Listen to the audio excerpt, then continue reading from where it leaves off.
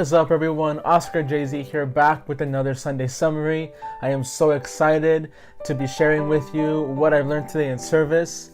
It's about one of those topics in which we don't really talk about, we don't really discuss, but it's very important because it really matters. So without further ado, let's get started. So if you know me personally, you know I'm a huge fan of Apple products. I have my iPhone, right? I have my Apple Watch, I have my AirPods, I have my Mac, I have my iPad. I have everything Apple. I even have some of my cases that are Apple branded. I just am a huge fan. And so, but if I think about it and I analyze myself, I tend to have an idol with Apple, right? I have this worship towards the company, towards their products. So, with that being said, everybody worships something or someone.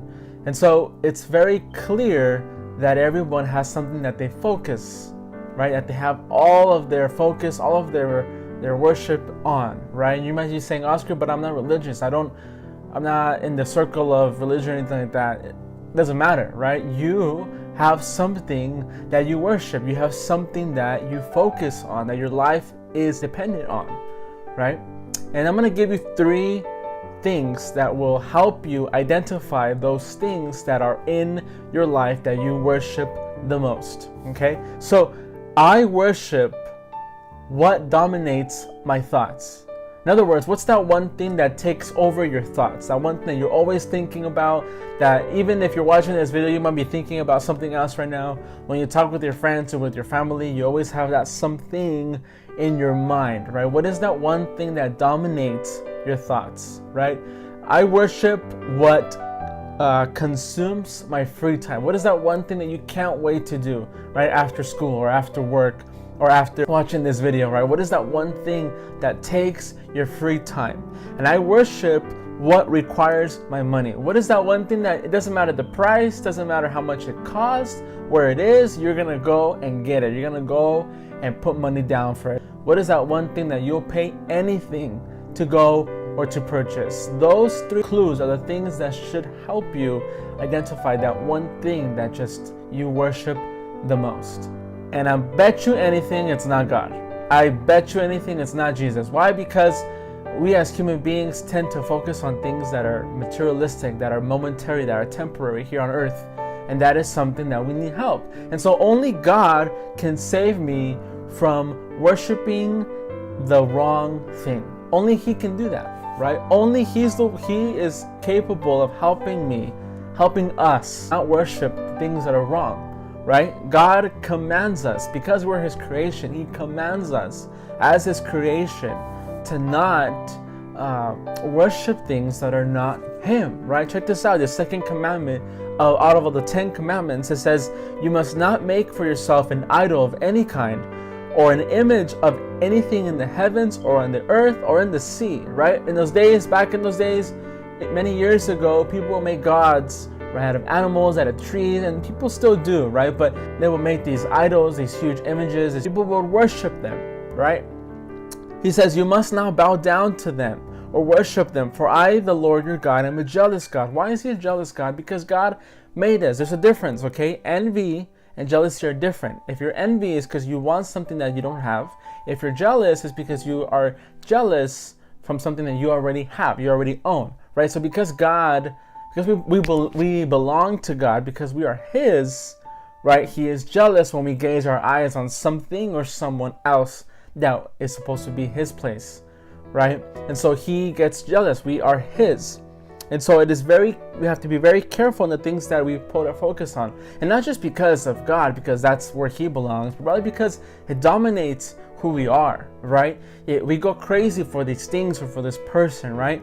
It takes over our lives, right? If you're in a relationship, if you have a boyfriend, you have a girlfriend, your idol can be, you can be worshiping your boyfriend, you can be worshiping your girlfriend. Your focus is them, and them, and them. If you rely on them, if you depend on them, there's a problem, right? If you're married, if you rely on your husband, on your wife, there is an issue. If you rely on your job, right? You can be so overwhelmed in worshiping your job, your career, your education, wherever you go to college, right? Your passions, your hobbies, right? If you have a hobby for soccer, if you have a hobby for sports, right? Your passion is to go to them. You go to these huge auditoriums to watch them, right? There's an issue. You put something in front of God, and there's an issue. It's really clear that whatever I worship will either save me or destroy me, right? And it doesn't matter what it is. It will either save you or destroy you. But the only God that can save you is Jesus. So everything else that's not Him will destroy you. Simple as that, right? There's no ifs, there's no buts. Doesn't matter where you are from, what you believe in, what religion you are. It doesn't matter. If you don't believe, if you don't follow, if you don't worship Jesus, that He will save you. He's the only one that will save you. It will destroy you. So why do we worship the wrong things? Why are we in this world and worshiping the wrong things? Well, the first point is we don't know any better, right? We're as human beings, we're really stupid at some points, right? We're really dumb, and we focus on things that don't matter, that are temporary, things that we think are best for us because, we know what's best for us, right? You know what's best for your life. That's not true at all, right? Because we focus on things that are not eternal, that are temporary, that are not going to satisfy you or bring you full satisfaction. You might say it does, but in reality it doesn't. The second point is why we worship the wrong thing is we have grown impatient with God. Oh God, I've been waiting for a Christian boyfriend, I've been waiting for a Christian girlfriend, I've been waiting for that amazing job, I've been waiting so long for this stuff, but you know what, I'm gonna go on my own. I'm gonna go worship other things, I'm gonna go do my own thing, right? I'm sorry, I tried to save myself for marriage, but I couldn't. It was temptation, she was hot, he was hot, and I fell in sex because it didn't come faster, right? We grow impatient with Him. And why do we worship the wrong thing? Is some of us are angry with God. We can be angry of God from two things. We either didn't get our prayers answered the way we wanted to, or someone hurt us, and therefore we're mad at God because He didn't do anything. Let me be very clear. God has a plan for all of us. He has a beautiful plan, and so does Satan. Satan has an amazing plan to destroy you. And if you don't take advantage of God's plan for you, Satan will make sure you take his plan for you, and he will destroy you. So don't be mad at God because God doesn't tempt you. God doesn't allow bad things if it weren't going to be for a greater good, right? The Bible says that He won't give us things that we can't handle. And if you are going through the toughest thing right now, that's because God knows that you can handle it. So He wants you to go to Him so that He can help you and give you a way out, right? We follow people instead of God. Why do we worship wrong things? Because we follow people instead of God. A lot of my friends that I know, when I invite them to church, I'm not religious, I'm not going to go to church. No, people are corrupt, people are dumb, whatever. It's because they are following people. They are focusing on people rather than God, right? You need to make sure that your focus, that your worship is on God. Otherwise, you will be destroyed. It will destroy you, and you will head to a place where you are not going to be happy. That's just how it is.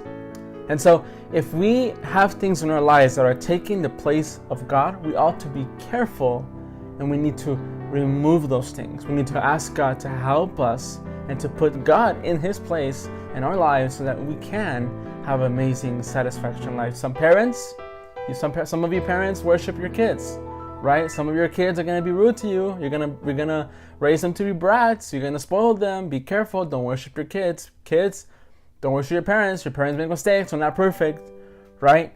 Don't worship people and things that are temporary, that are not perfect. Only worship the one who's perfect, and His name is Jesus. Thanks for watching my video. I hope you enjoyed it as much as I did. If you liked the video, please leave a like below. It always helps me out. If you also want to never miss a Sunday summary, please make sure to subscribe. Hit that notification bell. That way you never miss a video when I upload. I'll definitely be uploading more different types of videos soon as well. Follow me on all my social medias. I'll leave it down below and the link in the descriptions. I love you guys. God bless you. Have an amazing week, and I'll see you next week.